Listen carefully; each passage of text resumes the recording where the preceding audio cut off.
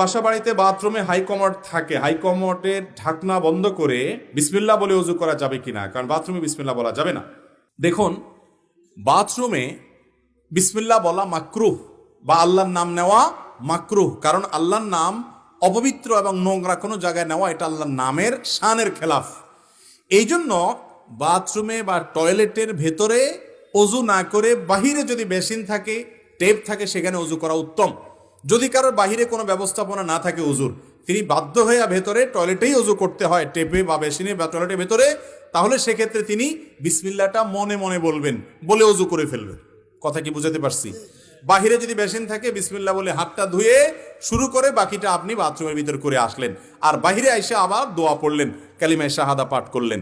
এটা হলো উত্তম এবং নিরাপদ, কারণ টয়লেটে আল্লাহর নাম নেওয়া উচিত না। প্রশ্নকর্তা লিখেছেন যে কমোডের হাই কমোডের ঢাকনা দিয়ে দিলে কোনো সমস্যা আছে কিনা বিসমিল্লাহ বলাতে। তো এটা তো একটা আপেক্ষিক বিষয়। আপাত দৃষ্টিতে মনে হচ্ছে যে ঢাকনা দেয়াতে তো ময়লা ঢাকা পড়ে গেছে, যার কারণে বিসমিল্লাহ বলা যায়, কিন্তু ঢাকনা দেওয়ার পরও সেটা টয়লেটের জায়গা, টয়লেট ঢাকনা দিলে যে সে টয়লেট না তা তো আর হয় না। একটা উত্তম পদ্ধতি হলো, অনেক ওলামা ইকরাম পরামর্শ দিয়েছেন যে অনেকের বড় টয়লেট থাকলে বিশেষ করে সুযোগ থাকে, কমোডের যে কমোড বা প্যান যেটা থাকে এটার সাথে আপনার টেপের মাঝখানে আড়াল দেওয়া। আজকাল প্লাস্টিকের অনেক পর্দা হয়েছে, টেনে পর্দা দিয়ে দেওয়া যায়, অথবা বুক পরিমাণ ওয়াল করে দেওয়া, তাহলে পার্টিশন করে দিলে ওইটা টয়লেট হলো, এটা উজুখানা হলো, হাত ধোয়ার জায়গা হলো। তাহলে সেক্ষেত্রে আপনি বিসমিল্লাহ পড়তে পারেন।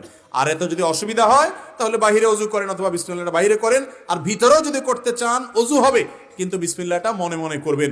মুখেও যদি বিসমিল্লাহ বলেন তাতে ওযু হয়ে যাবে, কিন্তু কাজটা অনুত্তম হলো। এটাকে আবার মানুষ এত হার্ডলি নেয় যে বাথরুমে তাহলে ওযু করলে ওযুই হবে না, ওযু হবে না, ব্যাপারটা সেরকম না। বাকি আল্লাহর নামটা সেখানে নেওয়াটা অনুচিত, অনুত্তম কাজ। জাস্ট এইটুকু।